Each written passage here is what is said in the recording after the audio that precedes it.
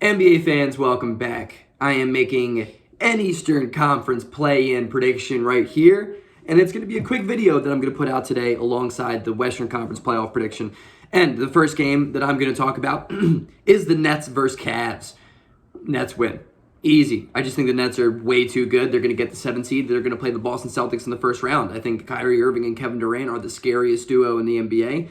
And hey, if Ben Simmons plays, maybe the Cavs have a shot. If not, I think Brooklyn wins this. I think regardless of Ben Simmons, I think he's going to be pointless to the team anyway. He's probably going to get like 25 minutes anyway, and I just think the Nets are way too good for the Cavs. That being said, I really do think the Cavs are a very good team, and I think win or loss, they have had an extremely successful season. Jared Allen going down has been tough for them. Evan Mobley dealt with injuries this year. It's been tough for him. Colin Sexton's been out all year. That's tough. But you know what? Darius Garland has been an absolute shining light for the Cleveland Cavaliers, and I am an absolute huge DG fan. I love Darius Garland, and I also love Sexland.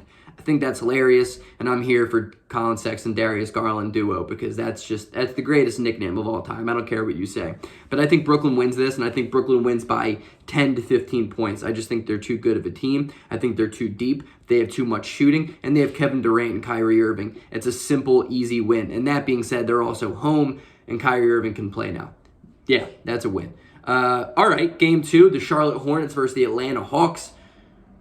I think Atlanta wins that. I think Atlanta has been there and it's done that, and they've made playoff runs when it matters the most, and I just think that's good. They also have Trae Young, who I think is the best player on the court, and as I've said in my Sixers videos, and as I will say coming up in all of my prediction videos, I will usually take the team with the best player. Very rarely does the team come up and win a series, especially without the best player on the court. Now, playing games are much more random, but I think the Hawks win this series. I am not a huge fan of the Charlotte Hornets, and I think defensively they are way too bad, and especially against the pick and roll that Trae Young and Clint Capella and John Collins will run, that I just think Atlanta might run him out the gym. I don't know if it's going to be a close game, but again, last year I was like 0 for 3 on my playoff play-in predictions, so I could totally be wrong. I thought the Hornets would have a better year last year in the play-in, and they didn't.